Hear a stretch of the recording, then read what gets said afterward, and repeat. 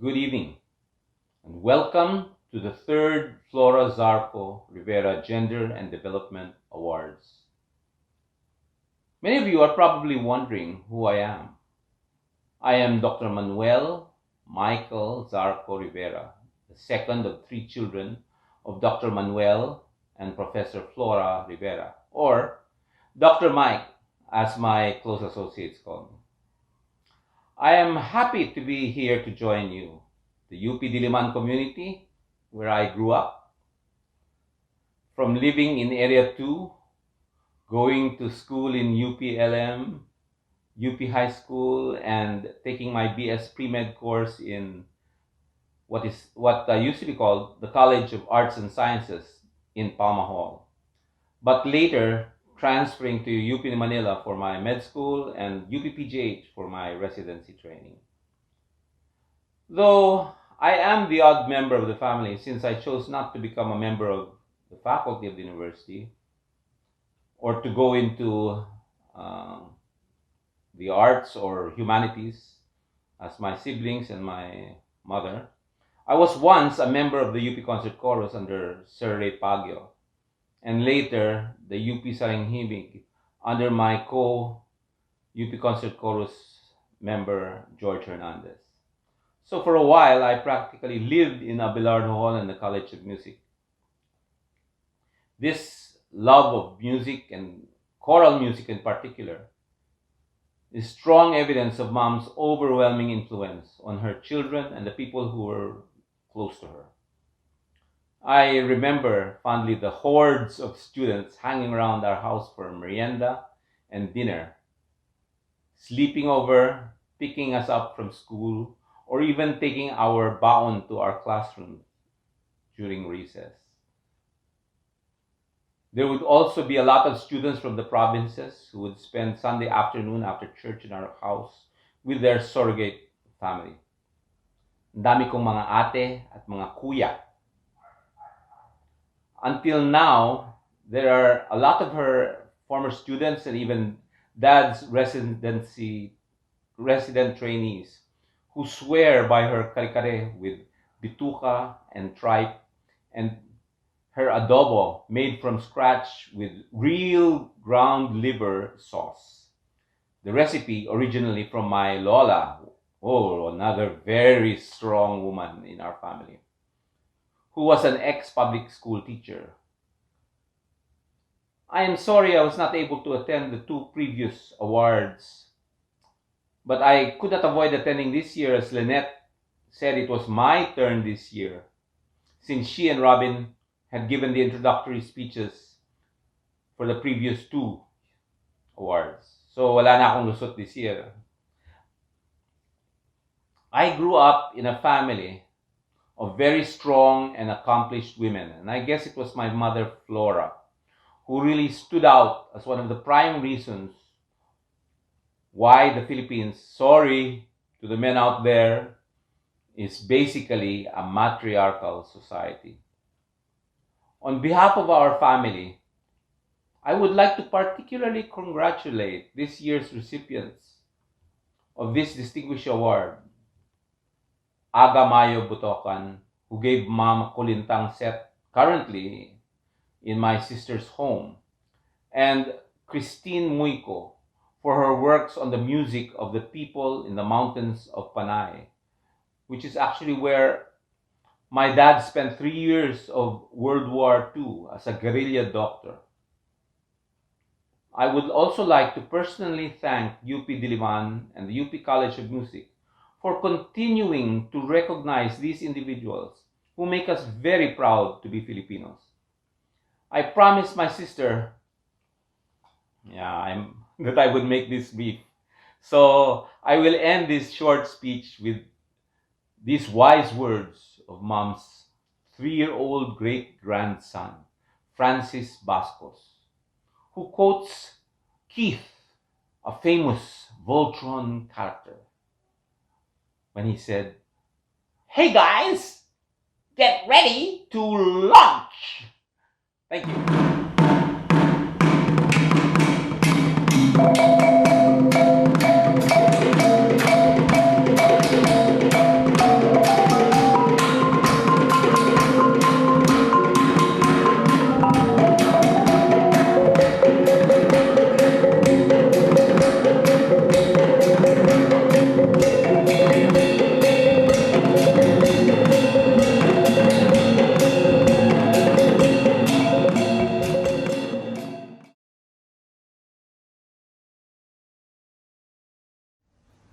Bayang magiliw, perlas ng silanganan, alab ng puso, sa dibdib mo'y buhay. lupang hinirang, tuyan ka ng magiting, sa manlulupi, di ka pa sisiil, sa dagat at bundok, sa simoy at sa langit mong bughaw, may tila kang tula at awit sa paglayang minamahal, ang kislap ng watawat mo'y tagumpay na nagniningning, ang bituin at araw niya kailan pa may di magdidilim, lupanhang araw ng luwalhati't pagsinta, buhay ay langit sa piling mo. Aming ligaya ng pagmay mga api, ang mamatay ng dahil sa'yo.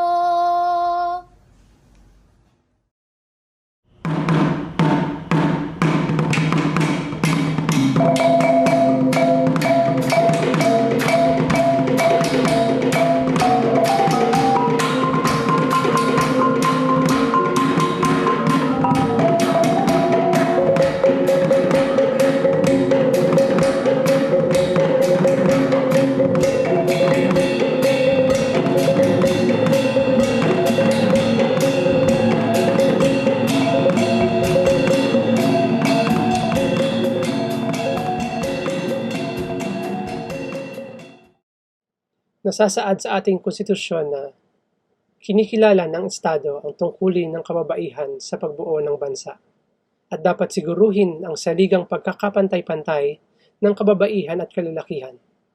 Gayon din, dapat pangalagaan ng Estado ang mga kababaihan at maglaan ng kaluwagan at mga pagkakataon na magpapatingkad sa kanilang ikagagaling at ikakaginhawa upang matamo ang kanilang ganap na potensyal sa paglilingkod sa bansa. Binanggit din sa konstitusyon na dapat ipagtanggol ng Estado ang karapatan ng mga bata na mabigyan ng kalinga at wastong pag-aalaga at bigyang proteksyon mula sa mga bagay na makakapinsala sa kanilang pag-unlad.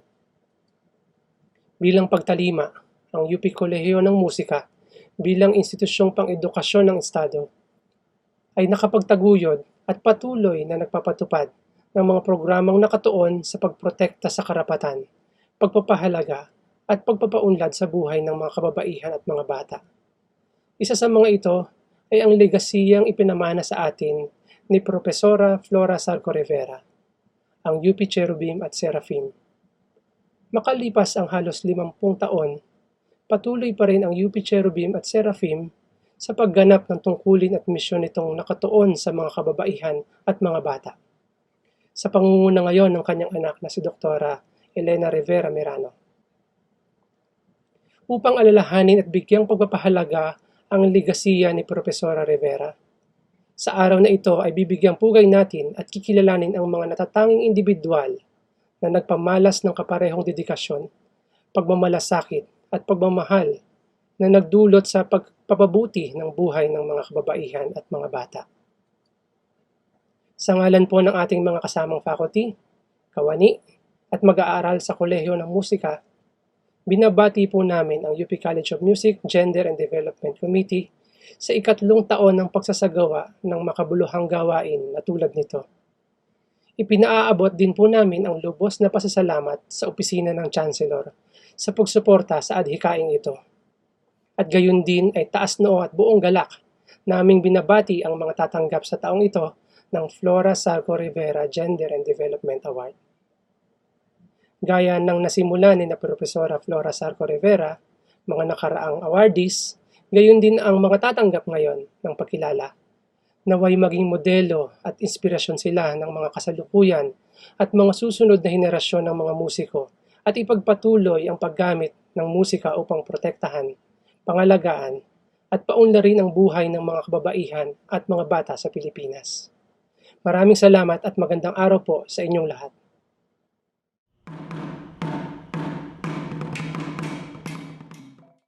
Good afternoon to all. Magandang hapon sa lahat. The UP College of Music Flora Zarco Rivera Gender and Development Award highlights the university's objective of promoting the overall well-being and dignity of the community, particularly through women and gender programs. As we celebrate Dr. Flora Zarco Rivera's birth anniversary, we also recognize the achievements of this year's awardees, Professor Aga Mayo Butocan and Dr. Christine Muyco. The award recalls the accomplishments of Dr. Rivera herself, a choral conducting professor of the UP College of Music and founder of the UP Cherubim and Seraphim. She was an advocate for gender and development among children, women, and teachers. It is through leaders like Dr. Rivera that we can ensure the success of programs directed towards women, empowerment, and children's rights in the UP community, as well as the rest of the country. I congratulate the UP College of Music's Kulintang professor, Professor Aga Mayo Butocan, as we honor her work with Magindanaoan women. In our more globalized world, it has become all the more important that local traditions are acknowledged and appreciated across the generations. In the 52 years since that time when Dr. Jose Maceda invited the young Aga Mayo to teach at UP, Professor Butocan has been instrumental in revolutionizing the Kulintang's cultural legacy. Not only has her notation system benefited her own students, but also ensured that people from all over the country can learn the craft and pass it on to others.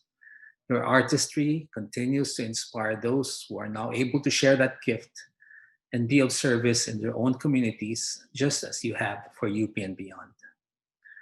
Congratulations as well to Dr. Christine Muyco, whose outstanding research has centered on the music and dance traditions of the Panay Bukidnon. Dr. Muyco has been influential in promoting the cause for women and children in indigenous communities, namely the Panay Bukidnon and the Ati in Western Visayas. As founder of Balay Patawili, she has led cultural and socio-economic initiatives for these communities through festivals, workshops, and performances, which recognize and document the intricacies of this rich culture. I hope that many others are encouraged by your unwavering commitment to honor the Panay Bukidnon's customs and their valuable contributions to local history. And as we continue to thrive in this age of the pandemic, we need more individuals to take on the call for public service, even well beyond the boundaries of the university. While we have been a pioneer in this regard, particularly in the aspect of gender and development, there is still more to be done. This year's awardees remind us of the university's duty to strengthen our women and gender programs by supporting such offices as the Diliman Gender Office, our Office for Anti-Sexual Harassment, and the Center for Women and Gender Studies. Of course, with the cooperation of the whole community at the college of unit and unit levels. I'm confident that the Flora Zarco Rivera GAD Award will motivate many others to uphold our cause. Again, congratulations to the UP College of Music and the Diliman Gender Office for organizing this event. And again, my sincerest congratulations to this year's awardees. Maraming salamat po.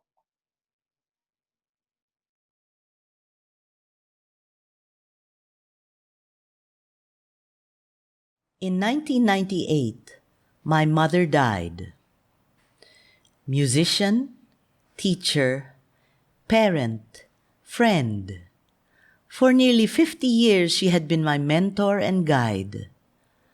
As I watched over her in the months before her death and presided over an extended period of mourning, which included a time for disposing of her possessions, it occurred to me that the most precious gift she had left us, her children, grandchildren, students, and choristers, was a powerful weapon.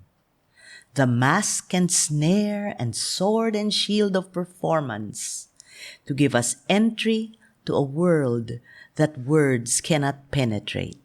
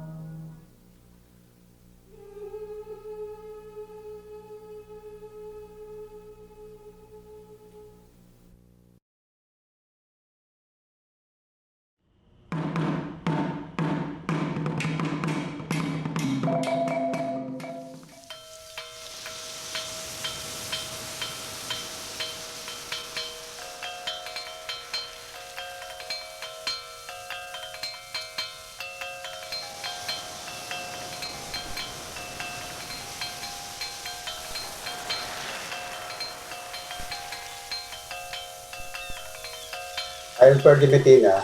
I'm the Executive Director of Aspire Music Philippines. Ako po si Nurse Grace G. Santos, isang public health nurse sa UP Health Service. Ako si Engracia Lin, nag-graduate dito sa UP ng Bachelor of Science in Business Administration, major in Accounting. I'm Maria Lourdes Venido Hormo, choral conductor and professor of music at St. Scholastica's College. At the same time, I'm the music director of the Verlani Voices. Of course, malaking tulong tong award na to. Malaking tulong din ng award money para sa initiative namin, sa program. Then, after that, yung promotion Yun yung masabi ko. Yung grupo namin, ay mga bata, mas nagkaroon ng opportunities to perform outside Payatas. Nakagyan ng International Guitar Festival, tapos nakatugtog sa UP, tapos nag-open ng door to more media exposures. Doon sa mga opportunities na yon, yung mga bata nakita yung big world outside ng Payatas. Ngayon pa ng COVID, talagang in any crisis talaga, ang una talagang tatamaan yung mga invulnerable sector itong children and women. So we raise funds. So we thank God doon kasi before mag 24 hours nung nag-post ako sa social media, we were able to raise at least almost 500,000. So naging maganda yung simula para sa pag-respond sa need. Yung able to expand pa, actually, yung isipin ng time na yun, hindi nilang Aspire Music talaga hindi nilang pamilya na yun At talagang yung hanggat kayang i-expand or extend yung help sa neighborhood, yun, talagang ginawa namin yung paraan yun. Then, we want to be good steward naman ng mga donations. So, may mga donors din kasi na hindi sila makalabas. So, dinadonate na lang nila yung finances sila, no? At mas marami po akong na-inspire na mga kasamahan sa opisina, kakilala sa UP, mga kaibigan, at mga pasyente, mga nanay, at lalo pong yung dance fitness group namin, mas lalong nakilala at mas maraming nag-attend at mas marami tayong na-encourage na mga nanay na magpatuloy na itaguyod yung kanilang kalusugan para pag sinimulan kasi nilang mahalin yung sarili nila, mas madaling magmahal, magbigay ng pagmamahal sa iba. At sa ADHD Society naman po, mas marami pong nakakilala at naka-appreciate. Kaya natutuwa po ako dito sa Gender and Development Committee ng College of Music sa malaking karangalan na ito na binigay nila dahil dito mas nakilala po ang inyong lingkod at ang aming society nationwide. Ngayon po ako sa panahon ng pandemya, so hindi naman po natin kailangang tumigil. Sa ADHD Society po ay patuloy pa rin po kahit na ito po ay online. Tuloy-tuloy din po yung training ng mga guro at mga therapist ng mga kabataan na may mga pangangailangan. Yun po, doon po ako para nagbibigay po ng iba pang oras kahit po tayo ay nasa bahay lamang. Nakipag-collaborate na UP at nakikita ko ngayon, imagine, estudyante, as of now, itong enrollment ngayon, 200. Na marami talagang mahilig pa musika without any advertisement, without any flyer. Natatakot nga kami baka sumama.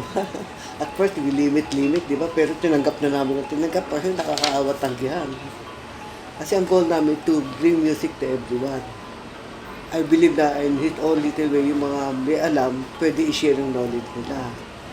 Just recently nga nakita ko yung isang nag-aaral dito, ng fast food counter dito. Fast food counter girl, nag-aaral ng keyboard. I think 2 semesters siya nag-keyboard, tapos nag-aral na ng violin. Ilang semester na siya sa violin at sabi niya, tinuruan na niya yung pamangkin niya. At yung isang requirement pala namin sa OSM, you will be able to teach for free even once in your lifetime whom you want to teach. Hindi ko na-checkin yun kung sino yun. Basta in your own. Kasi tata ko tanggapin dahil sabi ko, hindi na kailangan ng award. Ngayon, naisip ko naman, baka masama yung parang hindi humble. Eh, talaga naman, totoo naman. Tsaka gusto ko rin ma-promote na rin yung advocacy. So, mukhang nangyari na rin. Hanggang sa nakarating na nga napunta pa kami sa international conference. Yun, na Mr. Gawad Chancellor, nanalo pa ng Gawad Chancellor. Tapos napunta pa kami sa Upsmer na aprubahan yung aming abstract doon, na-present na rin sa global. Aside from the musical training that they get, the children learn the values and virtues of discipline, hard work, persistence, and sense of responsibility. So, appreciation of their talent in singing and performing boosts their morals and develops their confidence and demeanor. Kasi initially, parang ang mindset ko nasa pagtuturo lang ng musika eh. Pero now, siguro the last 5 years or so, I made pero nag-shift ako ng konti, no? Nag-shift ako. So parang I was more into value formation, no? Teaching them the good ways of life through music. So ginagamit namin yung music para matuto na yung mga bata ng lifetime values. But since the start of the pandemic, unfortunately, all our activities halted, no? So hanggang ngayon, wala pa rin kaming rehearsal. Pero we get in touch with each other kasi meron naman kaming messenger group. Nagchat kami paminsan-minsan and I take this opportunity to parang share lessons and reminders para ayun, parang thoughts about how they should deal with the situation na hindi dapat positive ang thinking natin. Tapos, yun nga, asahan natin, may pagbabago, expect na natin yung new normal, na hindi na natin iisipin yung nakalipas pa at ano yung hindi natin nagagawa for the meantime.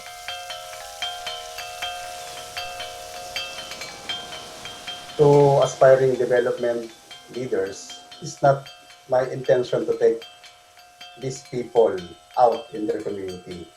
Our intention is to take these people out of the cycle of poverty because the community has its own strengths and beauty that just need to be developed. Sa panahon ng pandemya, no, lahat po tayo natatakot. Kami bilang frontliners, bilang nurse natatakot. Pero huwag tayo magpadaig sa takot. Maraming binigay sa atin na talento ang may kapal para gamitin ito.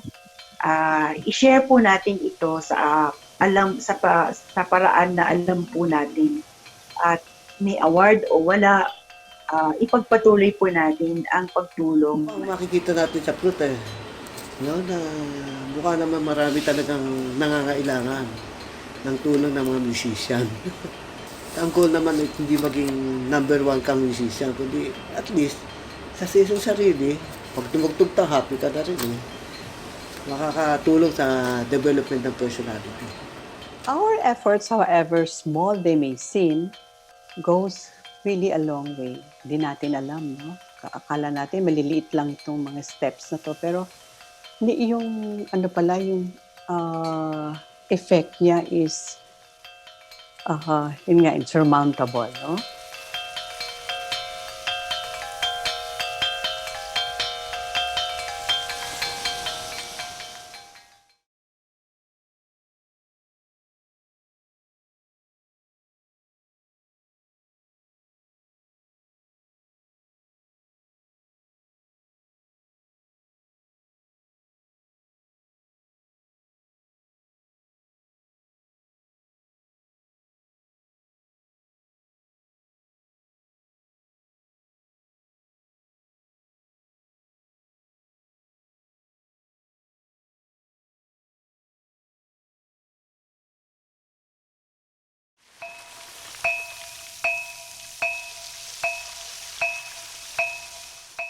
As a young girl from Maguindanao, Aga Mayo Butocan knew that gender and age would not be hindrances for her to pursue her love of the kulintang. Along the shores of Sultan Kudarat, her courage led her to pursue an education beyond high school, all the while perfecting her art on the kulintang with male relatives, activities considered quite unheard of for Islamic women in Simuay, Maguindanao. The adolescent Aga won a scholarship that would allow her to travel to Manila and aim for a degree in education. Little did she know that apart from learning for herself, she would become an important figure in the music education of future generations of Filipinos through the instrumentality of national artist for music, Dr. Jose Maceda, who started her on her teaching career at the University of the Philippines College of Music in 1968. As a practitioner who had learned by immersion in a traditional community, she had no idea as to how she would teach kulintang music to students in a formal collegiate system built on a Western model of music education. Buttressed by her knowledge of the kulintang and her training in the field of education, Aga was able to crystallize her years of experience and develop a systematic method of teaching the kulintang through a number notation system. With support from the Philippine Women's University, Aga put together Pala Buni Buniyan, the very first repertoire and method book for the Maguindanaon kulintang, a milestone in the instruction and dissemination of knowledge on performance, research, and education of indigenous music, and a valuable resource for students, scholars, and educators both here and abroad. The role she played in bringing the erstwhile oral tradition of kulintang into an academic setting while maintaining the traditional spirit of informal communal mentorship is indeed inestimable. Apart from her lectures and performances all over the world, she is also a consultant and board member in music and professional education organizations such as the Philippine Education Theater Association, or PETA, the Philippine Society for Music Education, or PSME, the National Music Competition for Young Artists, or NAMSIA, the World Kulintang Institute, the Maguindanaon Professional and Employees Association, and the Maharlika Islamic Madrasa Foundation. Although she does not claim the title and retains a very humble opinion of herself, Aga is considered by wider Philippine society as a master of the kulintangan tradition. She has been able to further enrich her life as an educator beyond the four corners of her classroom. After joining a Hajj to Mecca with her husband in 2005, she began to actively serve her community in Taguig, providing weekly classes in Dawa, or Islamic values, for the Muslim youth and women that made their home there. Aga's exemplary life and practice as a traditional artist provides a valuable lesson for artists negotiating with modernity. Armed with ancient knowledge, she has carved a place for herself, embedding its wisdom in today's contemporary consciousness. Her life has been devoted to disseminating this art to all those who wish to learn both inside her community and to the world outside. And in the end, she has been able to return the fruits of her life to their roots, deepening the understanding of young people in her community of faith.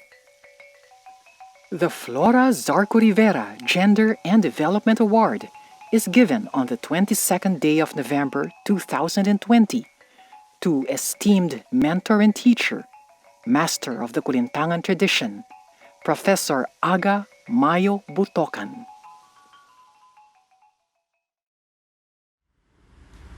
Una sa lahat, ako'y nagpapasalamat sa award-giving body na ako'y napabilang sa kanilang binigyan ng award. Maraming salamat. Ang award na ito ay iniaalay ko sa aking pamilya na laging sumusuporta sa lahat ng aking mga ginagawa. At sa mga taong nakasama ko sa loob ng kolehiyo na naniniwala sa ginagawa ko na siyang nagpalakas ng aking loob upang mapalawak ang kaalaman ng mag-aaral ng kulintang ayon sa tradisyonal na pamamaraan kung paano ko ito natutunan. Maraming salamat sa inyong lahat. At sa aking mga estudyante, naging inspirasyon ko upang bigyan ng liwanag at hanapan ng sagot ang kanilang mga katanungan tungkol sa tunay na kahulugan ng kulintang music. Muli, maraming salamat po.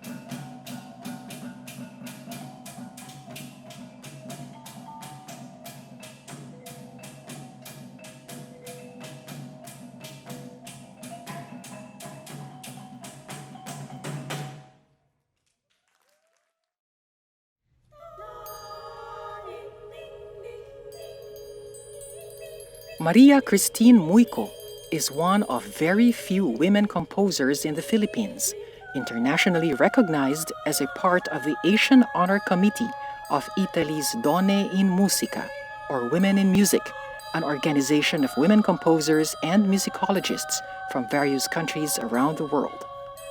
She established BAYI, or Philippine Women Composers Organization, to provide a venue for women composers to talk about their works, concepts, and concerns, and thus expand their sphere of influence in both the nation and beyond. BAYI welcomes other women professionals to join the discourse as part of its advocacy for encouraging women's endeavors. Her practice as a composer also includes involving children as active participants and creators in both music making and the shaping of their social identity.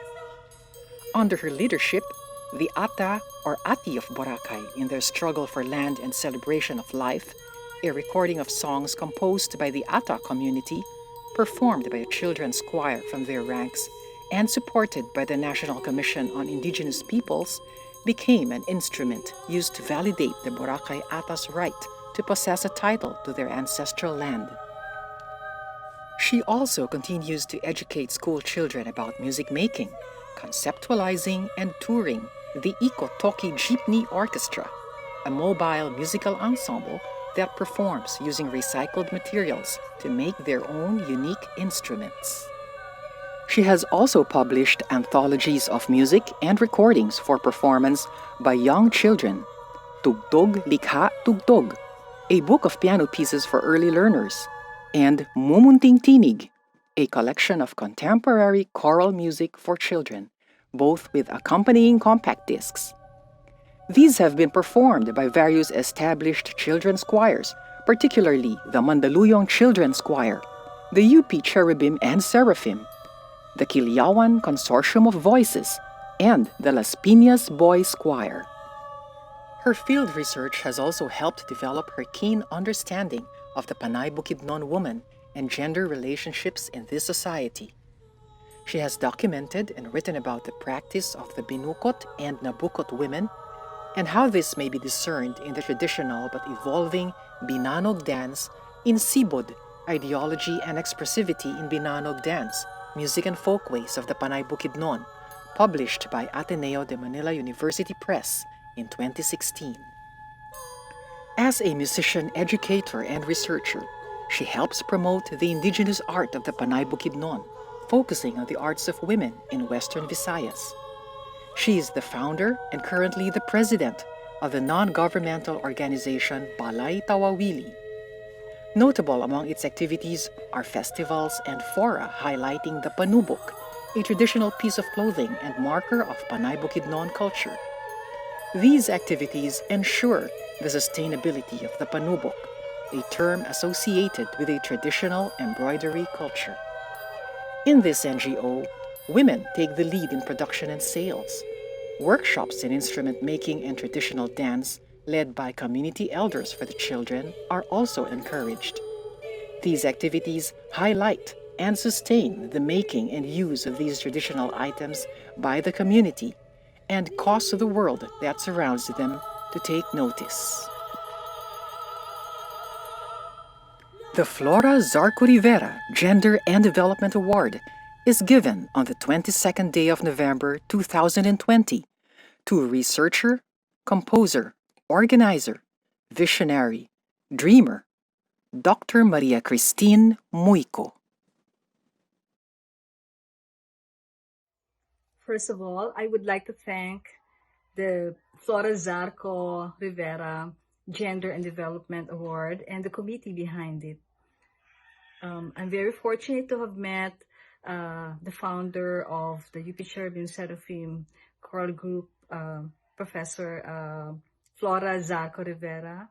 When I was a student, I met her and I got the first commission for the children's choir group. Her daughter, Dr. Elena Mirano, has been my great mentor and advisor to these years, as well as a very supportive person in my personal and scholarly life. they say mythically that it's the woman who holds the sky, but I also say that is we women hold the ground, especially in these critical times of pandemic. We provide stability to those we love and to our fellow men. I would also would like to give credence to my mentors, Professor or Dr. Ramon Santos and Professor Chino Toledo. They've been very encouraging of my compositions all these years. And also, I'd like to give credence to the women, the female figures such as national artist Lucrecia Casilag. She invited me many years ago to represent the country for the Donne in Musica, or Women in Music conference in Italy, and I met there many organizations for women, women composers, and that was one step actually by which I was motivated to put up the women composers group, and now we have the Bayi, further on creating more works for the country, and it is been really a privilege to work with indigenous communities in Panay, such as the Panay Bukidnon and the Ati group in Anilao and the Boracay Ata. Para din sa inyo ang recognition na ito. Maraming salamat. And the University of the Philippines, truly, ang pagdaguyod ninyo ng panaliksik at scholarship ay napakahalaga. Ganon din sa aking nominator, Dr. Raul Navarro. Ikaw ay talagang isang napaka-inspiring na colleague na is very encouraging in terms of motivating more works for research and publication. Salamat talaga. And I'd like to thank, of course, a great creator. Ang ating mahal na Panginoon ay siya nagbigay ng biyaya sa aking buhay, sa aking musika, at ganun din ang aking mga magulang. Engineer Salvador Muyco, since childhood, exposed me to music, and ang aking mother, Cecilia Muyco, at ganun yung aking mga kapatid. Kayong lahat ay napakahalaga sa award na ito. So maraming salamat sa inyo sa panonood na sa award ceremony na ito, at sana lalo tayong magsilbi sa ating kapwa babae, sa mga bata at sa ibang sektor ng sosyedad. Salamat at magandang araw sa inyong lahat.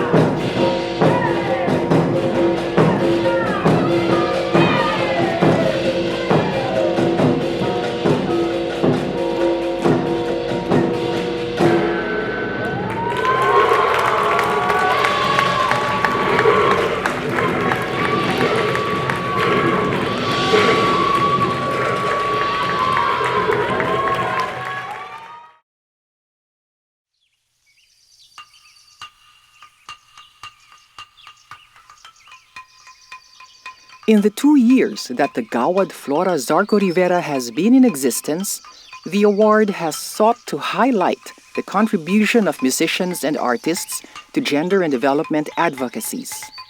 The life works of past and present FZR awardees exemplify how empowerment through the arts happens on the ground in communities where people live and work and have hopes and dreams. This work of these awardees seeks to involve the members of their chosen communities in 8 out of the 19 advocacy sectors enumerated in the Harmonized Gender and Development Guidelines by the Philippine Commission on Women.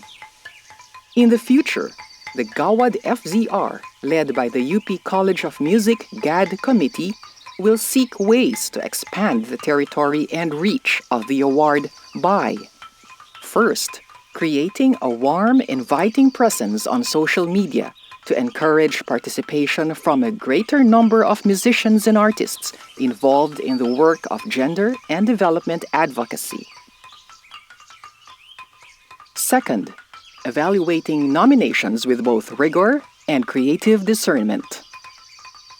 Third, tracking the development of past winners and their communities and disseminating more information about their admirable work.